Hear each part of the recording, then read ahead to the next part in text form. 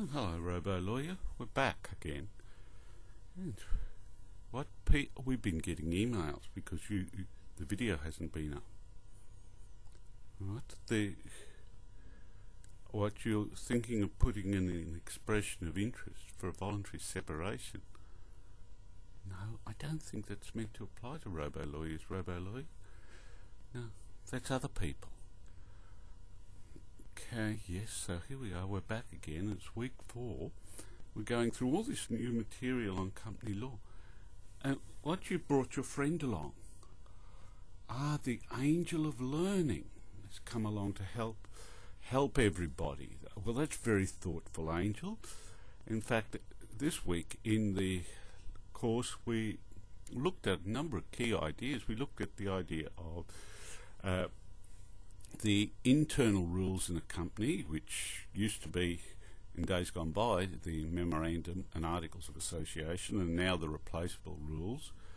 We also looked at the role of directors in a company and the sanctions which can be applied if directors actually breach their duties. In fact, we went and had a look at the list of disqualified directors up on the ASIC database, and that's up there on the video. Yes, yes, some people can be up there for a long time, can't they, Robo Lawyer?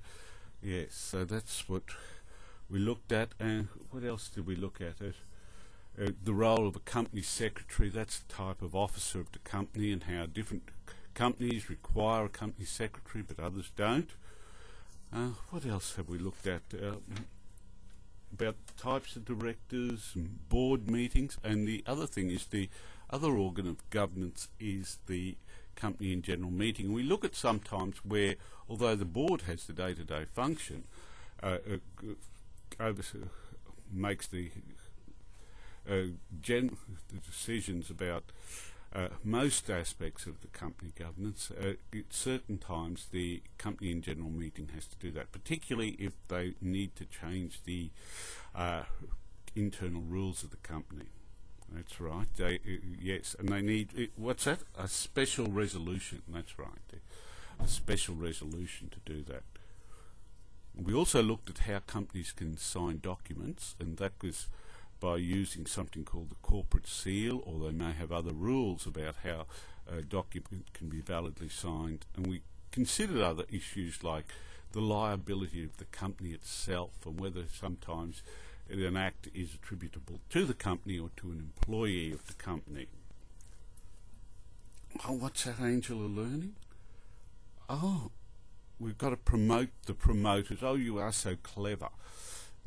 Yes, we looked at the role of the promoters in forming a company, and how it's important that a company, once it's formed, ratifies any contracts which the promoters have entered into on behalf of the company. What's that, Robo Lawyer? There's just so much. I know there's so much. Now, how's that assignment going? You keeping up with it? Have you started writing your essay?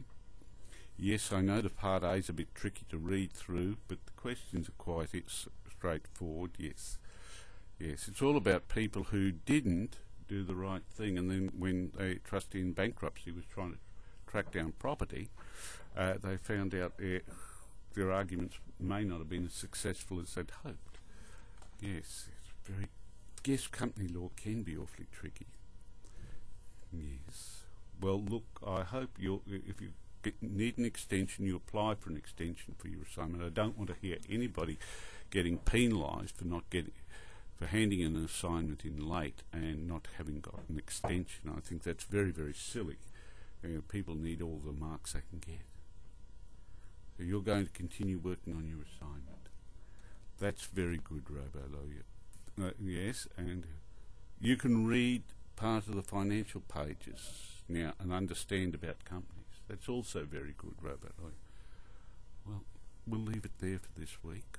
We'll have to put this clip up now because people are wondering where you are. Okay? Say goodbye, Robo Lawyer. Right. Till next week.